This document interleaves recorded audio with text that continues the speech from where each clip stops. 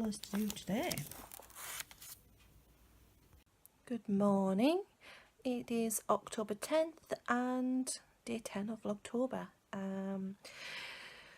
Well, I want to get in the dye studio in a bit. I have still got to go out and get a new gas bottle, but I do have my dye plan made, which I will show you. There, already sorted. That's my plan for today. But first, knitting. I started these last night and I started the blueberry waffle pattern and I didn't like it. I wasn't happy. So this morning I've ripped it back to about here, and I'm knitting it just vanilla, I think, and I have my little Halloween progress keeper. That was from Frippery and Bibelots, and I love her progress keepers and her stitch markers, so I have a couple of sets.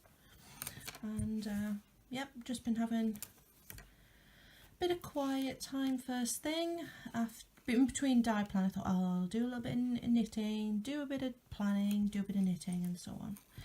But before I go out for the gas bottle, I need to label up the onion marmalade that I made the other day. I need to make some labels to stick on that, and I'm going to measure out and put to soak the dry fruit for the Christmas cakes, because I'm going to do some baking tomorrow of Christmas cakes finally.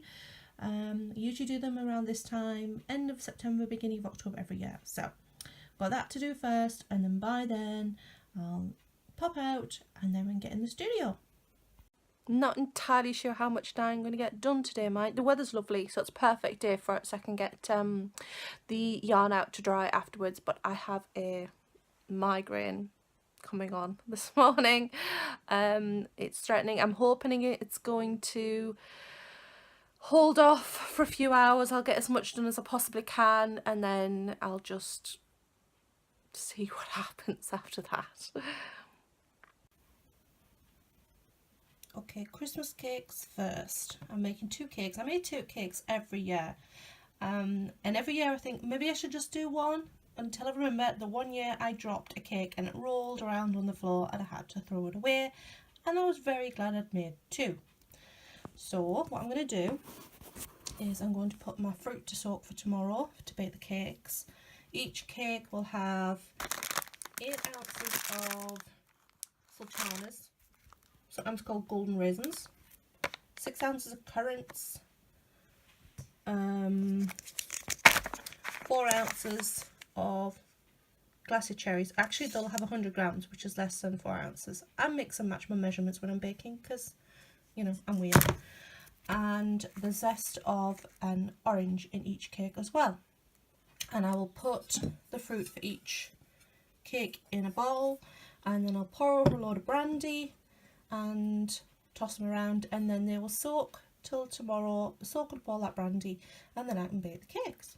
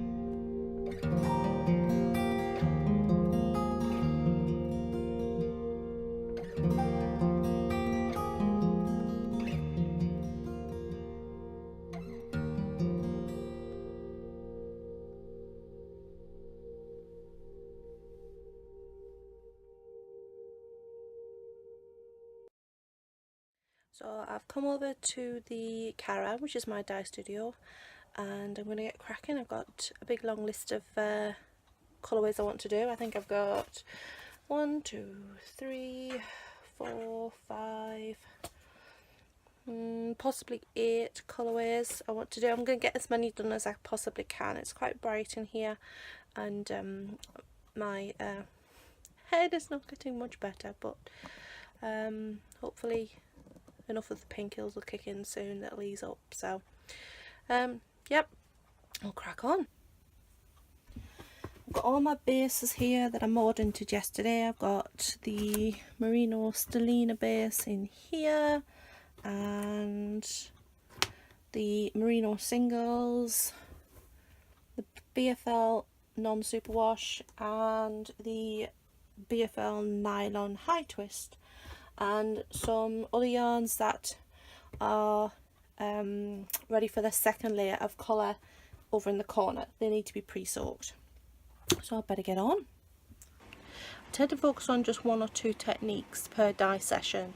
There's several techniques you can use when natural dyeing to get different effects, but it takes quite a long time to set up the different ways of doing it.